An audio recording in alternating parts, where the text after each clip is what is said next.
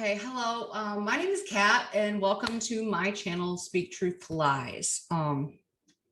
For those of you that might be joining this channel for the first time, I am a cosmetology educator, wife, mother, and concerned citizen. And today we have Erec Smith, who is a professor of rhetoric at York College in Pennsylvania, right? Yes. And I have him on my channel today to discuss the issues that we're currently seeing in academia and now getting ready to invade elementary education. So welcome to my channel, Erec. Thanks for having me. I always appreciate an opportunity to talk about these things. So one of the questions I wanted to ask you, because you've spoken, and I'm going to have all of your videos linked in the bio in this video. Okay. But one of the things about your upbringing that I noticed, how did your parents shape your decision? Like, did they have anything to do with that in terms of your field, your chosen profession? I wouldn't say directly, no. My parents were very open and lenient regarding our interests, right?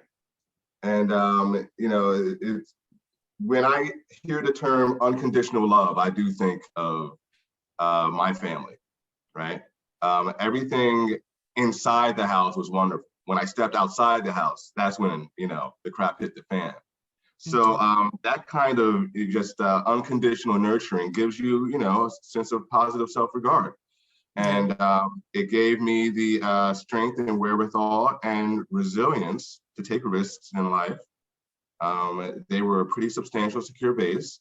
So when I go for goals, it's really because I was raised so openly. Okay. One of the things that I see a lot of, and you can correct me if I'm wrong, but there's so much focus right now today on race, like skin color, and very little discussion on what makes us the same, like our common humanity. For me, same thing. I mean, I was raised by a single parent, but my mother was very much into instituting just be yourself, be yourself. I was the weird one in school. I didn't get along, but for some reason, because of that positive self-regard and that resiliency that she gave me, I never tried to conform to fit in. And I think that that's kind of where, or the reason why I am where I am today. And I never paid attention to politics either until last year, when we all got locked into our home. And when I started paying attention to what was going on in the world, I was like, something's not right here. I had the same problem as you in regards to the victimhood mentality that seemed to be being pushed. Yeah. Because I'm an educator and the primary demographic of my students are young Black women. And everything that the narrative was pushing was the exact opposite of what these women were. Right. Right. So then I started speaking out. I started my channel because ironically enough, I was abandoned by all my white liberal friends. Like you, I've been called a white supremacist, a Nazi, all of these things because I had issues with the narrative. So do you agree with that or not? Like, do you see that a lot where you're at? Oh, definitely. I mean, there's a narrative, and then there's, actually talking to people of color, who would shun this idea of embracing victimhood. They were raised to be a little more resilient than that. Nevertheless, when it comes to academia and politics, activism, and things like that, you would swear that everybody identifies as a victim. That's how the media or various media platforms, social media included, seem to be pushing this. And I mean, obviously there must be a strategy there, right? I've been trying to stay away from referencing Nietzsche this whole time because I'm already hated enough. There's a slave morality going on here. Laud me for my victimhood. And I think that's going in the opposite direction of where we need to go. Exactly. Well, I know that one time I heard Jordan Peterson say that he couldn't think of a more ominous way of oppressing an entire group of people than to convince them all that they're victims. Right. So I kind of see it as just another form of oppression. We don't expect you to do because you're not capable. The whole, and you say the word so brilliantly and it tongue twists me every time, but infantilization. Infantilization. Yes. Yeah. Yes. And I 100% agree with you. One of the things that I want to ask, because I know I've read your book. Well, I haven't read all of it yet. It's very academic heavy, and I'm not an Right. academic, so some of the language is a little heavy. It's more for me to absorb. But do you think that CRT is something that belongs in our K through 12, or do you think that it's something that should wait until you're in higher education, after you've developed critical thinking skills, which I think both you and I can agree they teach very little of anymore? Critical thinking is imperative. That should go first. That should be a primary, perhaps the primary goal for K through 12. I think we can talk about race, right? I talk about race in ways, and I don't reference a single scholar of critical race theory, Yeah. because I am looking at the way that racism still presents itself in society and why it does and how we can move forward. The specific tactics of what's called critical race theory anyway, I'm starting to be inclined to call it critical social justice, for reasons we can discuss a little bit later on. But ideas of interest convergence and racial realism and things like that, I don't know if that's imperative for a K through 12 setting. Okay. In college, for sure. I think I'm not a big fan of banning CRT. I am a big fan of not presenting it as a dogmatic reality, right? Yeah. It's a theory among others, and it should be treated that way. So I'm not into banning it, but it may be a bit much for K through 12. Again, we can talk about race, Yeah. but it doesn't have to be CRT based. Well, one of the things that I've noticed, because I'm in Michigan, and they proposed, one of the things that I'm noticing is that they're trying to turn it into a very partisan thing. Like, I had a friend tell me to stop reading right-wing literature because I was reading medical literature from the Pfizer and Moderna clinical trials. And he's like, Yeah. you need to stop reading right-wing literature. And I'm like, these are academic published papers from the vaccine companies. This isn't right-wing or left-wing. This is a human thing. And a lot of the legislation, including the one that was presented in Michigan, it doesn't specify that you can't speak about race. It's Yeah. the legislature, as in most of the other states that are presenting it, is you can't teach this as dogma. Right. But they're turning it into a partisan issue so that they can create what's the word I'm looking for? So they can basically make people think that the Republicans are trying to be evil and keep people from learning about things. And that's not what they're trying to do. They're trying to keep their children from being indoctrinated into, like you had said in the previous, like a religious dogma. Like, this Yeah. is the way, and you can't question it. And if you do, you're this, this, and this. So Right. I see that. And yeah. Go What were ahead. you saying? No, go ahead. I was that's why I'm leaning toward critical social justice. I mean, Helen Pluckrose, James Lindsay, Robin DiAngelo herself, they use this term instead of CRT because what we're looking at now is what I've been calling a bastardization of CRT, Yeah. right? A twisting of some, good ideas. Intersectionality is a good idea, but it's used now as a bludgeon. And if you have too many privileged intersections, then you are the very embodiment of oppression. And I call I it the think, oppression Olympics. That's how yeah, they are using it. and that doesn't belong in K through 12. Doesn't belong anywhere, but especially K through 12, right? Yeah. So that's the kind of thing that I'm seeing here regarding, the political affiliations and things like that. I mean, it's each party's going to use this to its advantage, right? Somehow, some way they're going to spin it so that they can come out on top. And and look good. So that I'm not surprised about. What does bother me is when something like a scientific essay is being considered right-wing text or something like that. That gets dangerous, because now we're equating, well, this person who clearly doesn't like the right wing, I'm assuming, now we're equating the scientific method with things that we are considering to be inherently evil or antithetical to,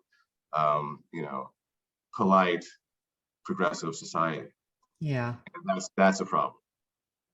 Yeah, I see that as being a problem as well. So another thing that I wanted to ask you about is you mentioned something in one of Benjamin Boyce's interviews, I think, or maybe it was Will Roche, about statistics and facts.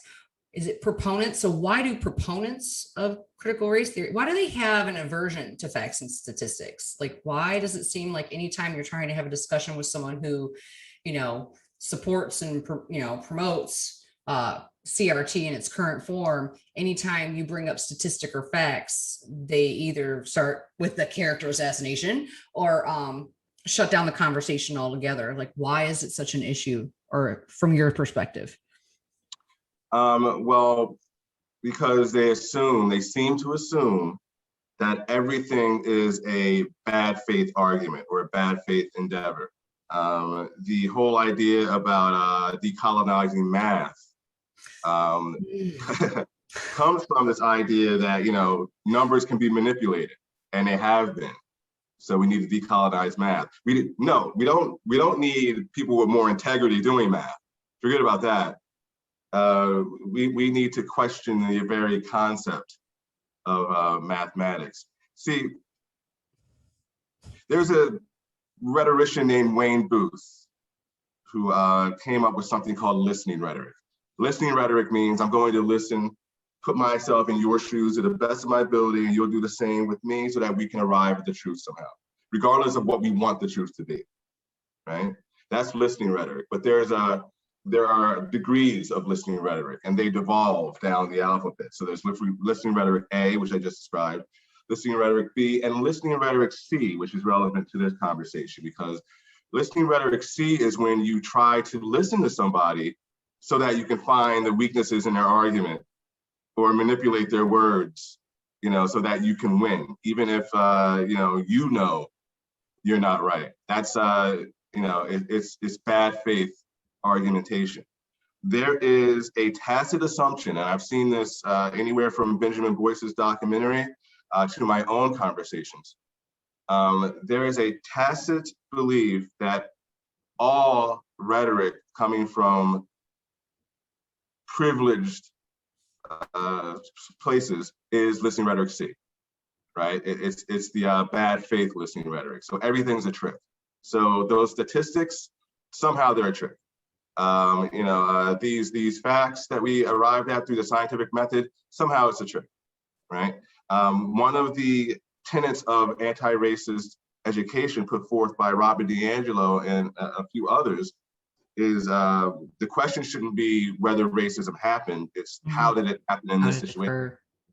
Right, yeah. Right. So if that's the case, then you're damned if you do and you're damned if you don't. Like, precisely. Yeah. I've a Kafka trap. Like, it's just, it doesn't matter. It's basically, if you're white and you say you're not racist, well, that makes you more racist, because it's very baffling reasoning and logic to me. I think there was an article that Free Black Thought posted on Twitter. And it was about CRT being taught in some school in Chicago. I think it was Eaton, Chicago. And it was a mother talking about how, she traveled the world. She was self-employed. She wanted to move her children back there because she had a great experience in that neighborhood as a child, to find out that CRT was being introduced into the schools. Yeah. And, the problem that I'm finding is that, like, if you're a white parent and you speak out, you're immediately labeled all these names. So a lot of people aren't speaking out, fearing being called that, and she was like, she happened to be a woman of color, and she was like, and self-employed. She's like, who's going to fire me? Like, I'm self-employed. Who's going to fire me? And she spoke out against it because she realized that it does exactly the thing that you've spoken about many times. It harms children of color. It basically tells them that it doesn't matter what you're going to do, you're never going to succeed because this person over here is going to keep you from succeeding, which I think is a dangerous dichotomy to create in a childhood atmosphere, because children trust their teachers, and when and they're little empaths, like they feel deeply, like they want to do because that's all they know. And when you start teaching them, like when children are little, like they got a very limited window of innocence, and then there's a time where that light goes on in their eyes and they start seeing the world as it is. And it's almost as if they want to take that away from them at a very early age, which I personally, because I have a child, find to be very horrific.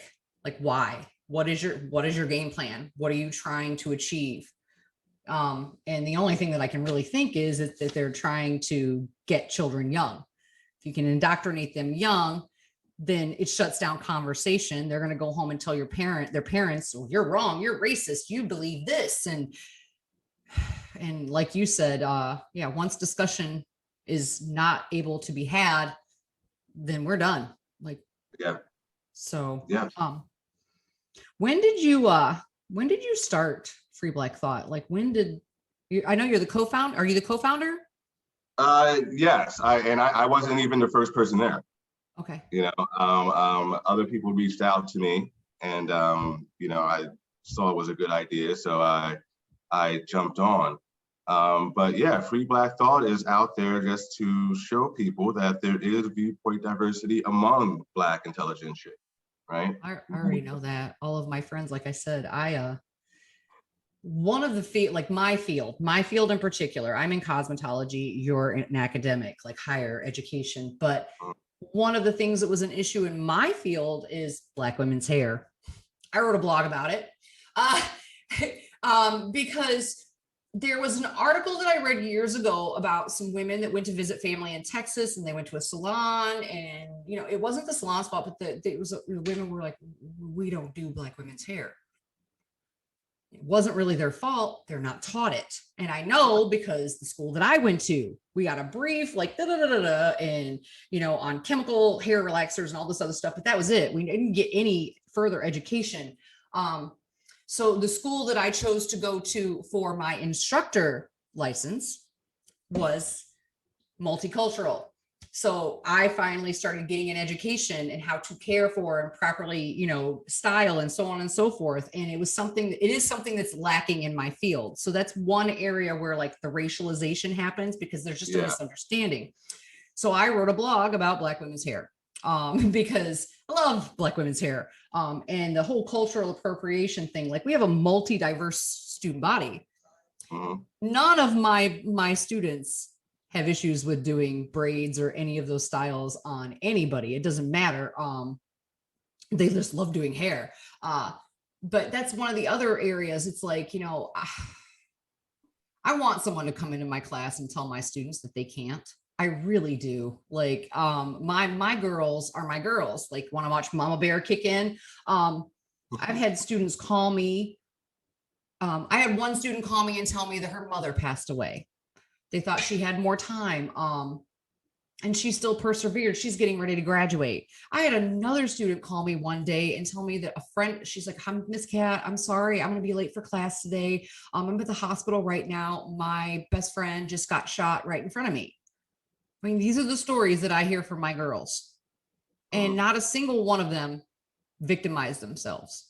They persevere. So I have a real problem, and I love these women. And these women have children. So like I said, I started this channel to bring and raise awareness, because this is going to harm them. This is going to harm their babies.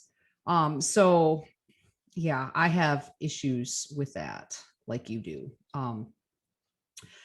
But like I said about the common humanity, I just read a blog off Free Black Thought by Michael Bowman. Teaching our way to freedom and talking about, removing the mask of race. And recognizing humanity.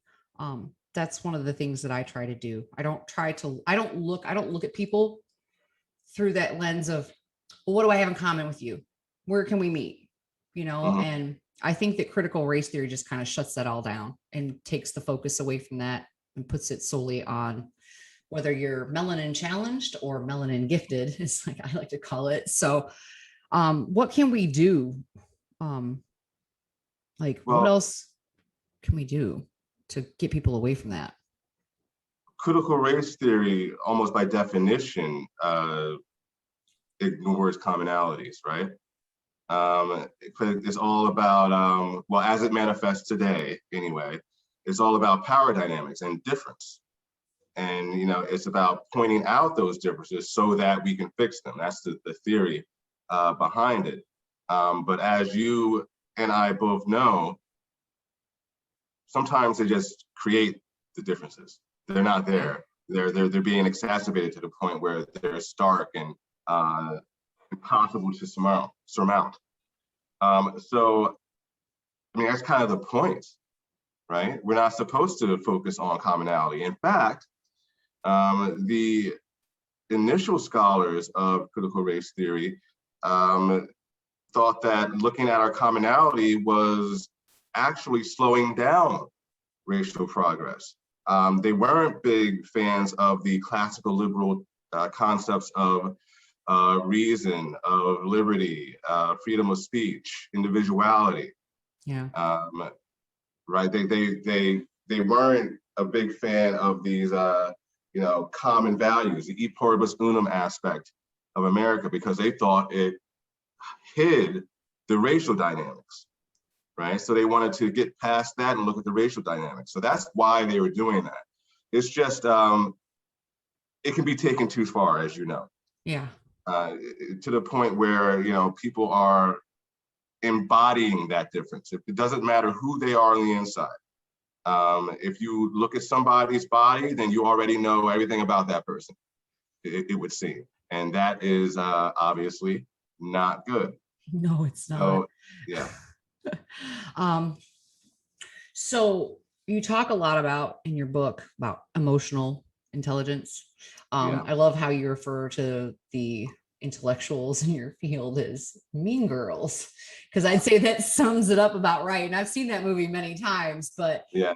that's exactly what it seems to be. And I can only speak, you guys, they call it lived experience now, but it's anecdotal evidence, right? For me, the only perspective I can speak from is, I'm in recovery. I just celebrated 3 years. And Congratulations. thank you. One of the things, like, I know I had spoken to you on Twitter about that, but the whole victimhood mentality, like that's the thing that's within recovery. Addiction is not the drug. Addiction is this. And my mother, like, before I ever stepped foot into the facility, I had written on a piece of paper, I am very angry with my mother for not equipping me with the tools to handle my emotions in a meaningful and effective way. So I was very emotionally reactive all the time about everything. And it was always everyone else's fault and not my own. And I remember distinctly the very first meeting that I sat down with, I'm listening to people share their stories. I'm listening to people talking about getting arrested, about selling themselves for drugs, for doing all of these things. And I'm sitting there and I'm going, I don't belong here. I'm nothing like these people. I've never went to jail. I've never gotten arrested. I've never sold myself and then I started listening and I started understanding that the thing that we all had in common was an inability to manage pain and feelings and emotions. So, what can we do? Like, what would you purport or propose that we can do with to empower, to lift up? Well, the first thing we have to do is figure out how we talk to ourselves, right? You can often hear me saying that a lot of diversity, equity, and inclusion training gets ahead of itself, right? It starts with, hey, let's figure out how to talk to each other and get along and things like that, which is wonderful. The first step should be, how do we acknowledge how we talk to ourselves? How are we motivating ourselves? How are we mindful of what we're thinking, why we're thinking it? Can we catch ourselves when something, an event activates us to some degree? Because, as is often said in rational and motive behavior therapy, it's your beliefs and stoicism. It's your beliefs about the actions, not necessarily the actions that cause negative or positive consequences. So, there's a term in my field called internal rhetoric. And that's basically what this is. I'm interested in the confluence of Buddhism and rhetorical theory. So I talk about how this mindfulness plays out in Nichiren Buddhism, particular Japanese sect of Buddhism. So it's really all about metacognition and mindfulness and realizing how you use rhetoric on yourself. Yeah. How are your students adjusting, like, since this all started? You said this happened a few years ago, like when this all 2019, when all of this started. Yeah. So Yeah. since then, how have your students been? Like with each class that you have, how are they handling all of this? Well, I've actually taught Benjamin Boyce's documentary series about Evergreen State College in a couple of semesters. This past semester, I had a course in Foundations of Rhetorical Communication. And the whole class was basically, the text was the documentary. I did it for a segment of the semester in the fall. So I did it twice, but one much longer than the other. And what I seem to see the most is my students watching the documentary and thinking, I must be missing something because this isn't making sense. So they can't be this nonsensical. So I must be missing something, right? They can't be this nonsensical. So I must be looking at this through a racist lens myself, and I'm missing something, right? Because they have to assume that nobody's this nonsensical. They would catch themselves. They're college students, so that disconnect between what they're seeing and what must be happening, I tend to notice, even if they don't. So when you guys have discussions about it, like what are they saying? Or do you feel like they're armed, like when they leave your class to notice this nonsense? I guess, I assume so, right? All I wanted them to do was rhetorically analyze the documentary and, write some research papers, short and long, about what they're learning from it. I didn't, necessitate, well, actually in advanced composition, which I teach as a civic rhetoric course, they were supposed to write op-eds, about the situation. So that is kind of outward facing. It's not to me, it's to the public. But I guess in general, most students at the end of the semester, not throughout, most students at the end of the semester say they believe in the fight against racism. They don't believe in all the tactics, right? They're not a big fan of all the strategies and how it's being undertaken, but they do believe in the cause. Now, how, I don't want to say infected, but I guess that'd be the right word. How many professors at your school are like all in with this? With CRT or with opposing? Yeah, with CRT in the current way that it's being taught. Like, are you alone there, or do you have other people in your field where you're at that feel the same way as you do about it? My institution is it's stepping back and doing this, like the entire institution. I mean, there's no contention about CRT or anything like that here. I mean, it's the only time it comes up is when I talk about it. Okay.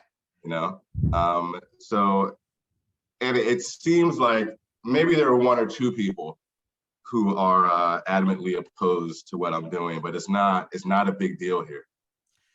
Let's hope it stays that way. Yeah. Because one of the things that I've noticed is it's like, these are academic institutions, and you had said to Benjamin Boyce that no one's coming to school to learn what they already know. Right. But one of the things that I'm noticing in like a lot of the articles that I'm reading is it's like these kids are coming in and then they're demanding this, and people are just bending the knee to them. And it's like, you guys are the adults. Why are you caving to accommodate this small group of individuals who are like, my feelings, and that's, you should be like not that fragile. No, it shouldn't be that fragile. And that level of fragility gets in the way of education and learning, because you're going to back off from topics that you should engage with, that you need to engage with, not just because it strengthens your ability to think critically, but also because it's, it now. You're aware of these issues and how they manifest in society. So critical thinking and societal awareness, social awareness is what it's called in emotional intelligence. Those are key. And if you have that level of fragility, you're going to miss out on both of those things. Well, I wrote a blog about that too, called Snowflakes, because I think that it seems to stem from the generation, where children know when you're patronizing them. And we got this entire generation of everyone gets a medal. When kids in reality know and understand that there are winners and losers, like someone is better than you. You can physically see it, that someone's more athletic or of this, and when you patronize children, you create this disconnect. And then when you've got parents, calling the teachers, why'd you give my kid a bad grade? Like, it's almost like they want to bubble wrap them and shield them from all the horrors of the world. And, like I said, innocence only lasts so long. And at some point they become aware. So it's almost as if they're, doing that to their own children. And then they go out into the world and they realize that they're not as capable, and that they need to work a little harder. I know that I experienced that myself. My mother, I love my mother. She did a lot of great things, but one of the things that she did was, when I was little, I wanted to be a professional dancer. And she told me they were silly pipe dreams. That one comment, and I didn't realize until, many years of therapy and everything, that one comment kept me from going and doing anything. Like, I could talk myself out just as soon as I had the thought, oh, well, you'll fail, you'll do this. And then I wouldn't even start. And I feel like that's what critical race theory will do to children, especially children of color. Like, they won't even try. And I think that that's a horrible travesty. So yeah, go ahead. I'm sorry. There's a line in my book. I didn't memorize it, but I say something like, if you wanted to sabotage the upward mobility of a people and not have them know it, then contemporary anti-racist activism is a good start. Yep. Because it's almost like you're incentivizing, right? You're incentivizing the victimhood. Mm-hmm. You're instilling in them that, everything is the fault of racism and not them. And sometimes it will be racism. Sometimes, a lot of the times, it won't be. Yeah. But we're not getting that information. So this is definitely doing more harm than good. It's keeping the acquisition of resilience from our students, whether it's K through 12 or college. Yeah, that's one of the reasons why I have issues with microaggressions. Like asking someone where they're from and so on and so forth can be a microaggression. And I'm like, how are you supposed to get to know somebody? When you're asking questions like that, like, isn't that, I'm looking for commonality, something that we have in common so that we can spark a conversation. And I feel like, why? What is the point of this? Like, what are you trying to do? Or automatically assuming that maybe, a white woman makes an off comment and you immediately take that as a racist comment when maybe she just doesn't understand. And why don't you use that as a teaching moment? Well, okay, and to the defense of people who talk about microaggressions, sometimes when people say, where are you from, they are coming from a place of, real Americans are white. So where, especially with people of Asian or Middle Eastern descent, I hear they get that a lot. But that being said, it doesn't mean the motivations of the person asking that question. Yeah. There is a level of openness and resilience, right, that is necessary to have real conversations. And that means that you don't always know, acknowledging that you don't always know what somebody's thinking. So you can't jump straight to that was racist and you need to be called out. Now, it doesn't mean, you shouldn't, if something racist does happen, you shouldn't address it. Yeah. Right. But it absolutely. doesn't, it doesn't necessarily mean that that person is of bad faith and is bigoted, right, and sees you as inferior to him, right, in some way. Doesn't mean that at all. I mean, it doesn't have to mean that. Usually it doesn't mean that. Yeah. How do you feel? I think we both have the same visceral reaction. Talk to Benjamin about it, about the word bodies. Oh, like that, just, I have a visceral reaction anytime I listen to anything about, people talking in terms of critical theory, and they refer to, bodies of color, or black bodies or brown bodies. And I'm like, oh, because it's so dehumanizing. How do you feel about the term white privilege? The term white privilege. Yeah. I mean, it happens. There is privilege to being white that I've seen, like it's as innocuous as, having going to a party and all my friends walk in, but I'm stopping interrogated, right? Because they have to figure out if I'm okay, right? I mean, being followed in the store, when the white people aren't, just stuff like that. It's definitely a thing, right? But when a lot of people use white privilege to say that everything a white person has is unearned, right? And that's not, I can't get down with that one. That's not something I can get behind. I feel like it's been weaponized. Yes. Because, we're all American citizens, and we're not going to make this grand experiment succeed if we're not able to talk, right? Right. And one of the things that I've seen in regards to that term is it's immediately used as a weapon to shut down any white person that might have something to say. I mean, I was told, Gothics, she's on your Free Black Thought. Mm-hmm. I shared one of her videos, and it was titled Race Hustlers. I was told to stay in my lane.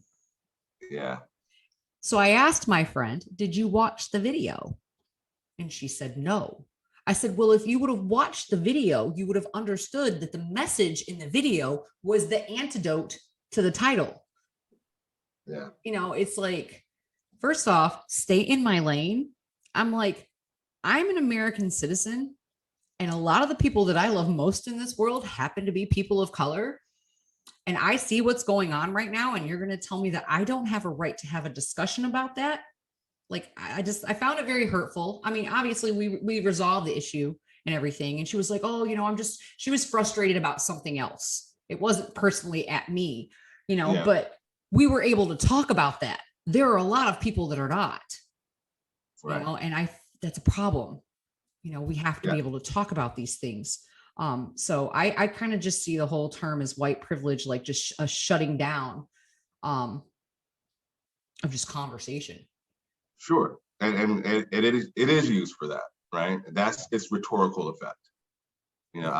It's right up there with somebody saying, well, you need to go read all these books first, and then we'll have a conversation. That's code for, I don't want to have this conversation right now.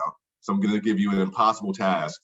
And then when you're finished with all 50 books, you have to find me, and then we'll repeat this conversation. You know, that's all that means. You can have the conversation and then say, by the way, you need to read these books. You know, Wow. So yes, a lot of this is white fragility. You know, yeah, it's whenever you have a problem, that's your white fragility. Come on, these are all silencing tactics. That's what I look at white fragility as she's a racist white woman who is literally projecting her racism onto everybody that looks like her. And I had friends that were buying into that. And I'm like, no, like that whole dynamic scenario that she gives about the picnic.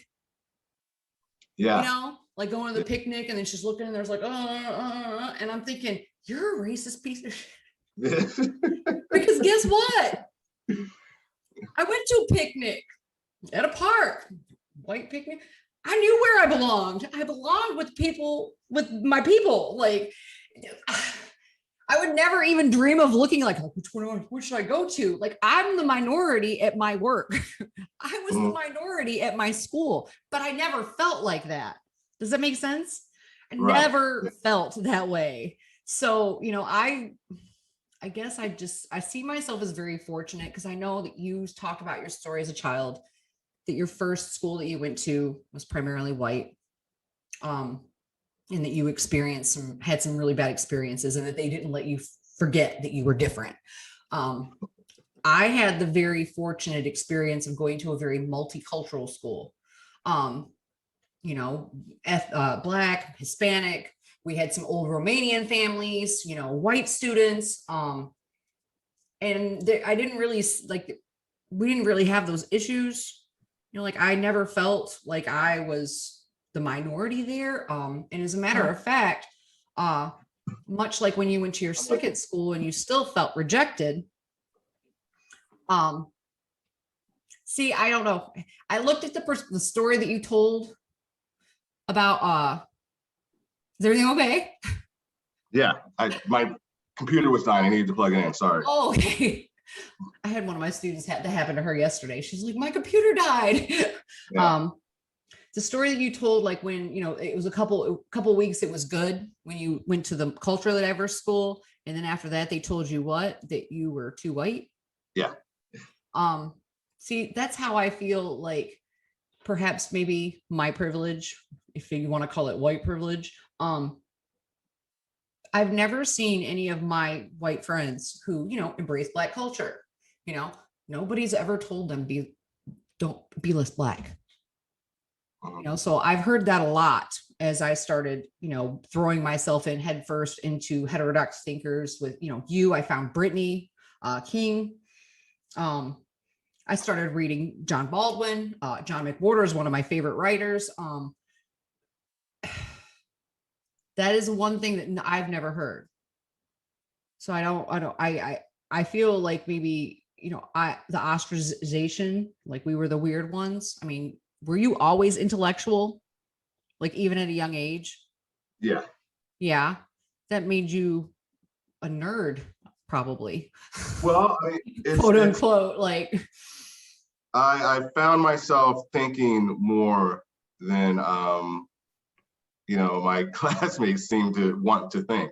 Yeah. I remember my mom telling me, this is in my adulthood, but she would tell me, like, when I was real little, I'd say things and she's like, how do you know that? You're 4. I mean, you know, so I've always been, you know, a deep thinker, I guess. You're very cerebral. Yeah, very in my head. Always in your head. Yeah, you know, I was too. I daydreamed a lot. Yeah. I like people. I like watching people. I don't so much listen to what people say. I watch what people do. Because actions do speak louder than words.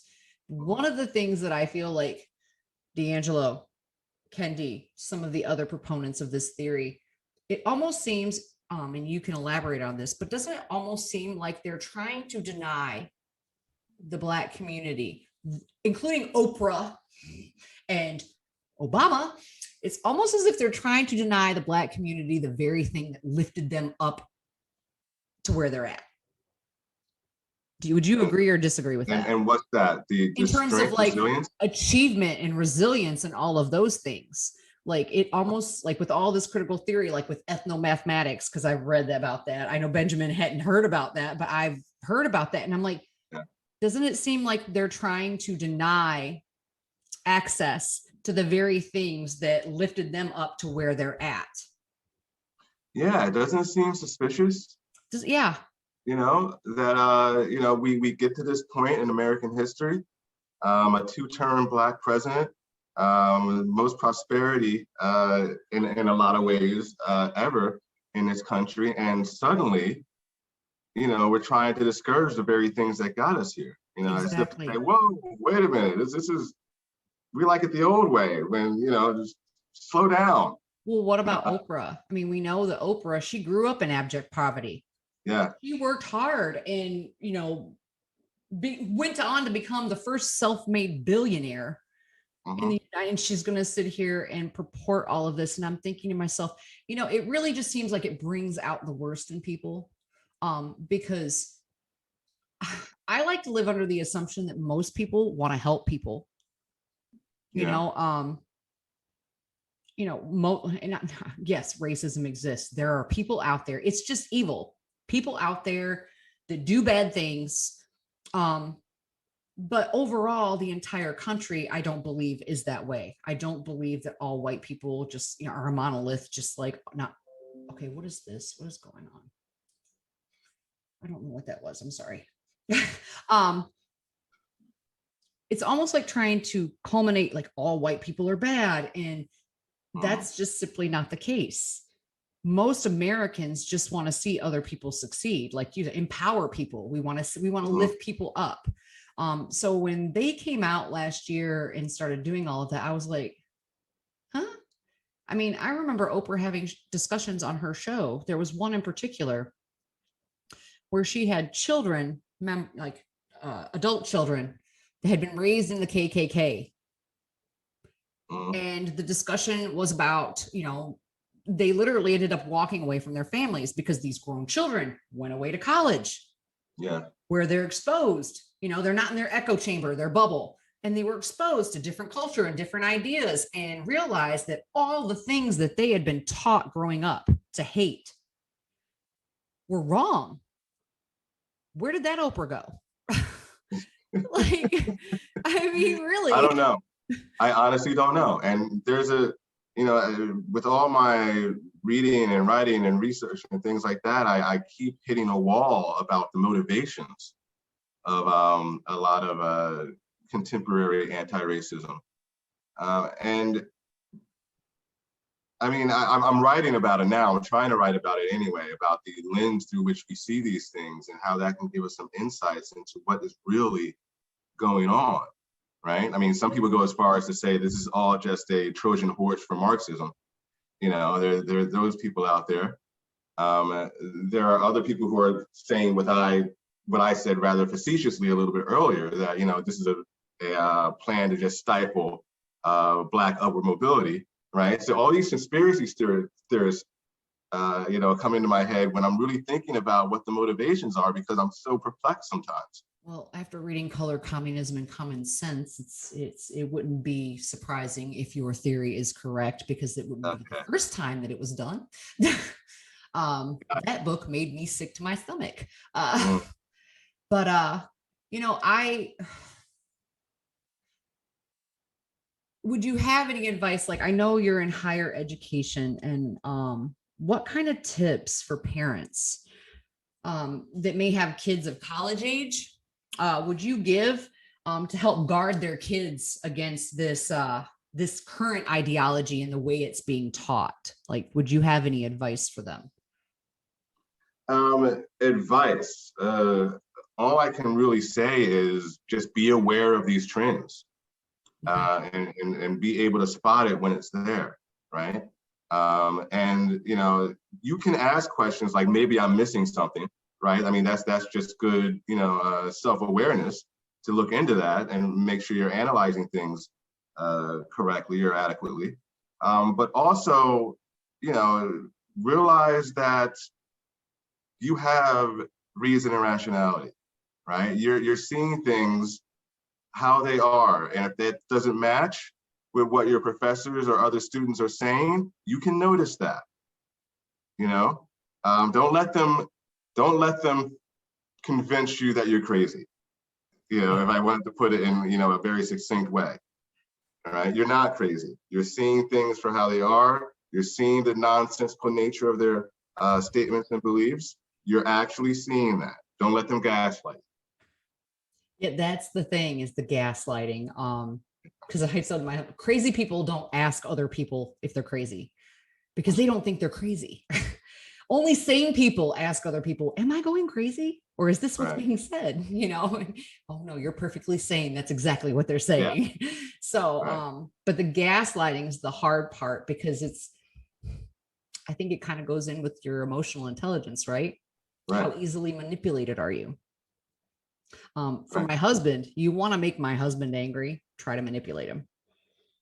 That will, like that. He's like, nope, not having no part of that. I mean, he's very just straightforward. Just tell me what you want. And he in part is probably why I am the way I am today, because he's always been that way. And we've been together for almost 20 years. So yeah, I've gotten to the point of where, as a woman, we tend to, use our emotions and yeah, he's just like, just tell me what you want. Like, don't manipulate me. Just what do you want? Like, so I tend to have a tendency to do that as well. And I'm finding that it's irritating to some other people. Like, why? So yeah. Like I said, my one friend, in particular, like, she's currently having an issue because her son's going off to college and they're demanding that he be vaccinated, and she doesn't want him to get the vaccine. And yeah, so I don't know what to tell her about that, but I'm trying to raise awareness. I'm hoping that this video does reach out to some people so that they understand that, there are ways that you can build up resilience, right? So can you elaborate a little more on the internal rhetoric, like ways in which you can build a better dialogue with yourself? Because for me, that's that voice in your head that tells you all the bad things tends to take over in some people. It did me in active addiction. So what are some ways that people can build a more positive self-regard with that internal dialogue? Understand well, first of all, the internal dialogue. I mean, just that meditation, self-awareness, things like that. Self-management and self-awareness are the aspects of emotional intelligence that align most with what's called intrapersonal empowerment, which I'm equating with how we talk to ourselves, right? So there's that initially, but also try to understand the concept of a secure base, which is a psychological concept. It comes out of attachment theory, but it's used beyond that as well. And, it's that thing that helps you take risks, that thing that helps you take a step in a direction that you would otherwise run screaming from, right? Something that gives you the strength and security to progress with your life, right? And it also gives you the strength and security to not preemptively attack others, or to not ignore what somebody else is saying because you're too busy trying to protect your own fragile ego, right? So this idea of a secure base is very important. There are various ways to go about acquiring that secure base as well, like understanding your environment and things like that, which is the next component of empowerment.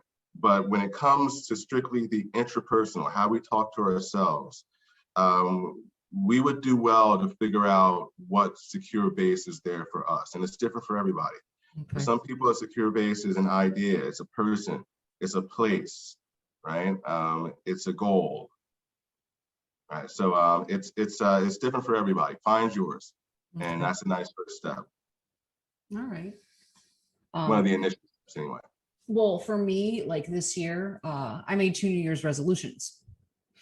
One was to overcome my fears, and fears were fear of being alone, fear of feeling stupid, I had a real big issue with that one. So, I no longer like, I made a post on my Facebook page that said the difference between you and me is that I am willing to lose every single one of my friends in order to speak what I know is what I know to be true. Um, Yeah. and I think that that's a big thing. I don't know if you have seen that yourself or even experienced it yourself with speaking I out have. against this. Yeah. I Yeah, yeah. mean, feeling abandoned by the people that you thought were your friends. Or Yeah. buying into, I mean, I had two friends that had known me for over 10 years start a racist smear campaign on Facebook towards me. And initially it hurt because I thought, you guys have known me for over 10 years. When, where? All because of some Right. guy who, screenshotted a comment I made, cropped it just so to remove the context. So of course it made me look horrible. If you would have put it in full, you would have had a full picture, but that's not what he did. And they Yeah. jumped on the train. And I thought, you know what? If you're going to believe that about me, knowing me, I Right. don't need you. Right. I don't need you. So yeah, all the majority of the friends, with the exception of the few that have stuck around, like even after they found out who I voted for, are all people of color. None of my friends have judged me. Not a single one of them. I know who they voted for. They know who I voted for, and they still love me, and they don't care. We don't talk about it, but they didn't abandon me. All my white liberal friends abandoned me and told me that I was, voting for someone who was, for their right to exist. And I'm like, no, that's not why I voted. It's my personal choice. Voting is a personal choice. But if you're going to abandon me because of the values that I hold dear, then fine, I don't need you. The second one was to live into my two core values. And probably you've seen this as well. There's a disconnect with a lot of people. You ever notice like what they post and then what they actually say are two different things? It's like their heart and their head are not aligned. So my two core values of courage and integrity. When I made my first YouTube video, I was terrified. Like I was just terrified. I was talking really fast. There was a lot of ums. But it needed to be done. And then integrity. I literally walk my talk. I don't treat people. I love everybody. I tell them I love everybody. There's a few people I don't like, because I don't have time for that kind of ugliness in my heart. I just don't. So I try to put that out into the world, and I figure, at some point I'll get it back. But do you see the same thing, like a lack of connection in a lot of people? Because I see it mostly in these proponents of critical race theory. They seem to be very uncomfortable in their own skin when they're talking about it. Well, I mean, I see the disconnect outside of academia, just with my friends, and I know who you are. The stuff you're posting is not who you are. Yeah, but I see that all the time. But when it comes to the field, I think there is an epidemic of. Well, let me put it this way: you talked about the values of courage and integrity, right? Those things are diminished almost in my field anyway. I mean, the lack of integrity is astonishing, and when I talk about the lack of courage, I just talk about the inability to have certain conversations or take criticism, right? Because it's inherently bullying now. If you don't agree wholeheartedly with somebody, if you ask them questions of clarification, they take that as an attack, right? That's not very courageous at all. No. And that's happening more and more. So yeah, your two primary values are the ones most missing among the most missing values in academia right now. That's sad. That's so sad. God, that's sad. Like, what? You would think that like when people like you, Helen Pluckrose, James Lindsay, they come out, they speak up, other people that are speaking up about this, that would encourage more people like, hey, I'm not alone in this. Mhm. It's cowardice. Where does it come from? Like, is it really just them being afraid of being called a name? Like, you know, at this point, I've been called racist so many times. I'm just like, bring Yeah, it, you're bring right. it, It's funny. prove it. Like, you know, I'm just like, is that the worst you got? Like, you know, I I'm more worried about lying and the degradation that it'll do to me Mhm. and to make other people feel comfortable. Like I can't do that anymore. You know, I'm an addict in recovery. I can't lie Mhm. anymore. I live in reality. I have to. Like I don't have an option, because if I go back down that road, it's going to end me right back to the Yeah. road that ended me up where I was in the first place. Um I've but had other people tell me that too, what? with similar backgrounds and things like that regarding addiction and things. They said something very comparable to what you just said. You know, the whole idea of reality testing. You gotta this what a lot of contemporary anti-racism does, critical social justice, is, you know, it says up is down and black is white and left is right, and you know, people who are already, you know, having a hard time, you know, dealing with their lives don't need that. No. You know, it's hard enough without you telling me that what I'm seeing isn't there, and that, you know, Exactly. what I'm not seeing is there, and you know, and things like that. It's a lot for a lot of people to take. Yeah, well, yeah, because I mean, it literally makes you feel like you're going crazy. Right. It really does. It's like, you know, mostly peaceful protests as buildings are Yeah. burning in the Yeah. background. It's like, Right. you're like, no, no. It creates a sense of disconnect and a disruption in your life, because you're like, there's already so much going on right now. And the sad thing is this like, one of my friends says, uh, yeah, I got bring up. I'm like, if you haven't noticed, politics isn't everything. They're injecting it into everything. It used to just be limited to this one area, you know, every 4 years or Yeah. every 2 years when, you know, the thing comes up. And now they're literally putting it into everything and you can't get away from it. And my one friend was like, I just stopped reading about it because it makes me angry. Um, and, you know, what's funny is that it's made me more compassionate. Yeah. Even reading about this critical theory that's going on all these stories and everything, like initially I get angry, you know, like I get angry, and then I step away from it and I think about it, and then I develop a deeper level of compassion because Hmm. I understand where they're coming from. I'd like to hope that not all the people that buy into this, they're not all coming from a bad place, you know, like my friends that walked away from me. I think they're just caught up in the whole thing, you know, with everything that went on last year, and they generally want to be good. But virtue signaling to me isn't the way to go about doing that if you're Right. not doing anything else. You know, displaying the, you know, the black square and all of that other stuff, like to me is, what are you doing? What are you doing to help? Um, I don't know if you know who Christopher Paisley is. Um, No. he's a Philadelphia school teacher and he has a little channel on YouTube. But one of the things that he talks about in terms of teaching, especially children of color or any child who's struggling, is, you know, what critical race theory wants to do is lower the ceiling, right? So they want to Yeah. lower the ceiling. Christopher Paisley proposes keep the ceiling where it's at, raise the floor. So basically, meeting children where they're at on their level and then getting them to the ceiling, Yeah. which I think is an excellent idea.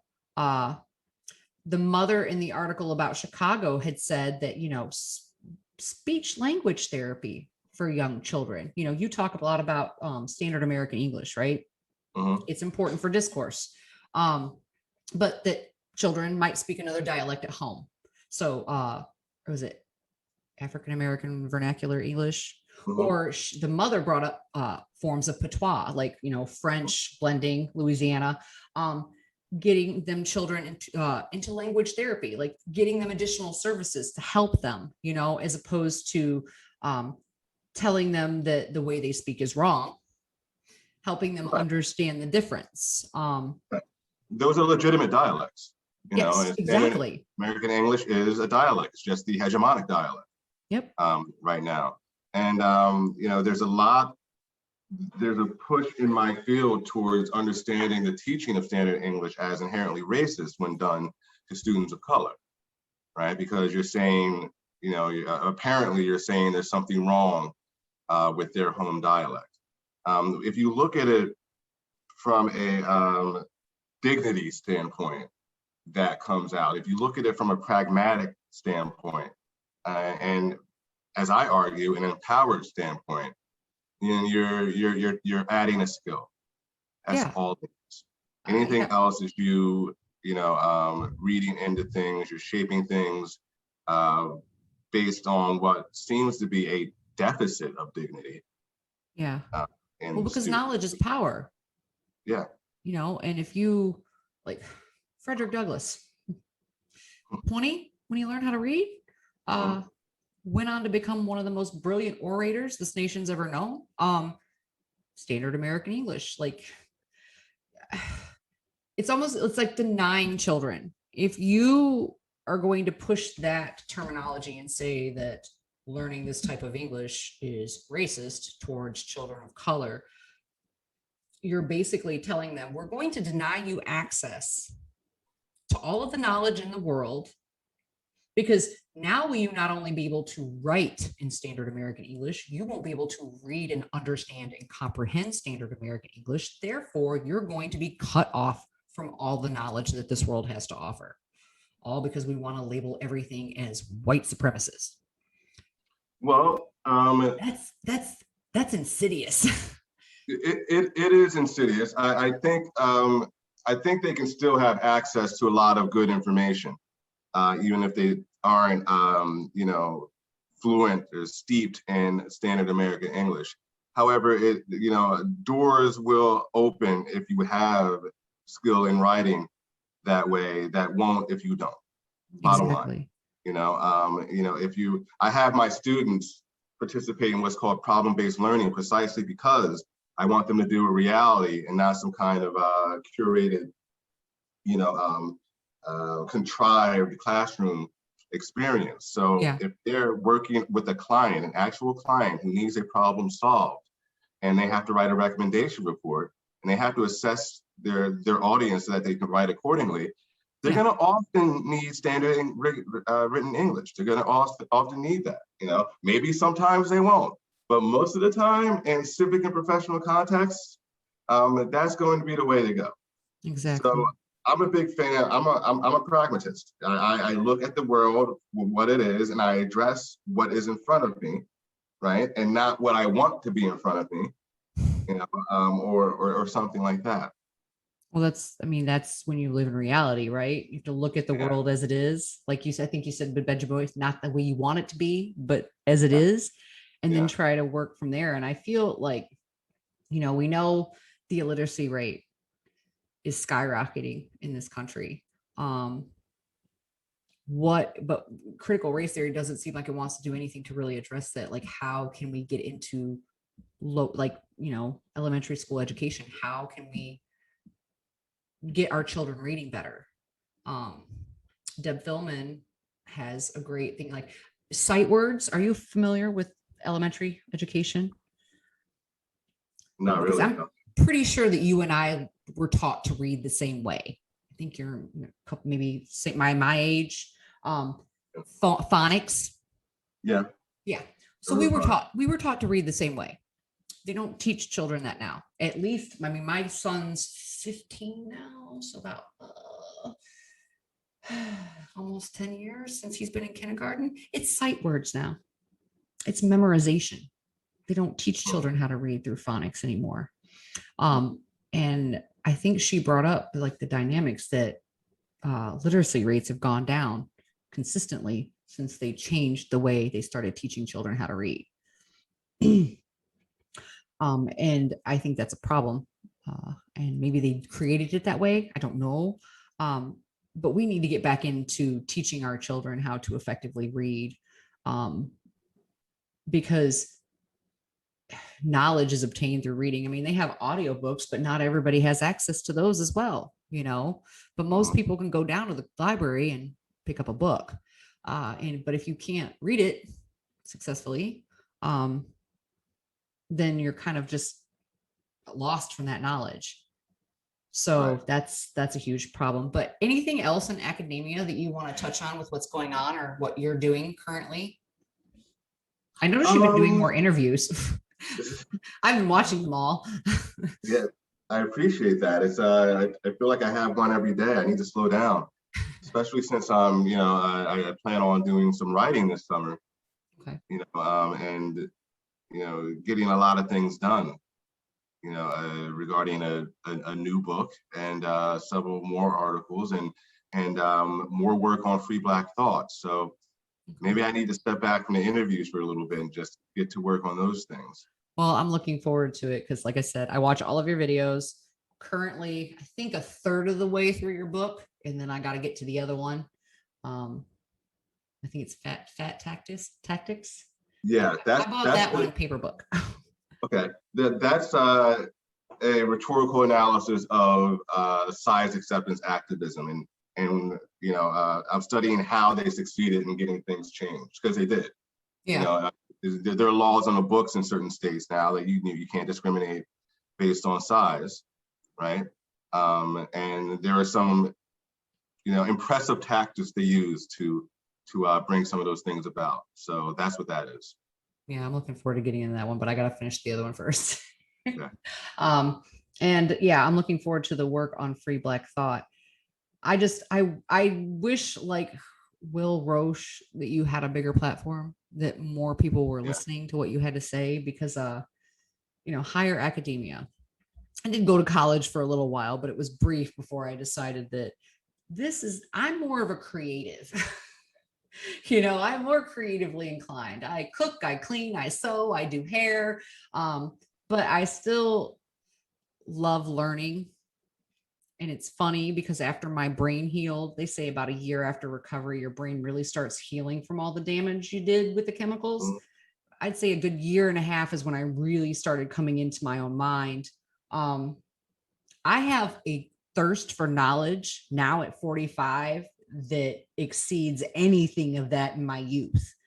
So I'm trying to educate myself on as much as I can about what's going on in the world and understanding, racism, reading James Baldwin, John McWhorter, just trying to really look at it from someone else's perspective, because the only idea or experience that I have of, I guess, being discriminated against is because when I was in my 20s, I was one of those weird looking chicks with piercings all on her face and crazy hair. And, I'd go into shopping, like high-end department stores, wearing sweatpants and a t-shirt because, I'm changing clothes. I want something I can throw on.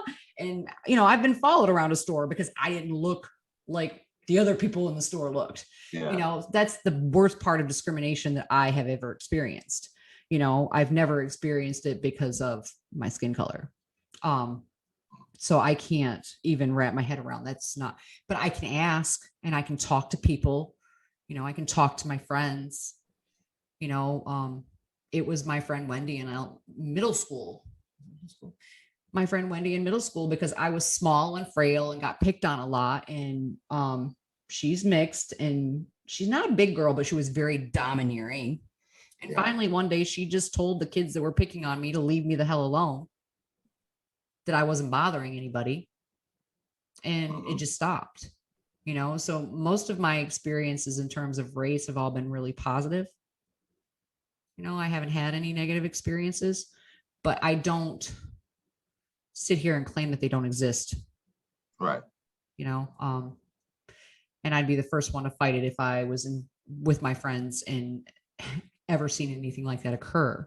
But I've never had the misfortune of experiencing any of that. But I'm certainly not going to sit here and deny and say, oh, it's not real, because that would be stupid. Of course it's real, Yes. But I think that we need to not conflate it. because what I feel like we're doing right now with this supercharged racialized world that we're living in is that when acts of real racism occur, we're going to be Right. so about it, it takes away from it, Right. when you're trying to inject it into everything, it takes The away from when it actually does happen, crying wolf. yeah, exactly. Yeah. That's exactly I've what it been is. I've been talking about this for decades. You Well, know. it's terrifying because we're not going to know the difference, or people are just going to be so Mhm. numb to it. If you keep it at the forefront, like racism, everything's racism, and da, da, da, da, da. And so when those acts really do occur, either people are just going to turn a blind eye to it because they're tired of hearing about it, or it's going to be so catastrophic that we're not going to be able to. Like, that's what I feel. Yeah. So, Yeah. but well, I won't keep you any longer today unless you have some other things. I am so honored that you spoke with me. It's my pleasure. It really is. Thanks for having me on. Anytime, my friend. I can't wait for my friends to see this so that they can hear what you had to say and some tips on building resiliency, because I think that really is the key, is, Mhm. building up that emotional resiliency, that not everything that everybody has to say about you is about you. you know? Right. So, Right. all right, dear. Thank you for joining me. And remember, hypocrisy is everywhere. Speak truth to lies.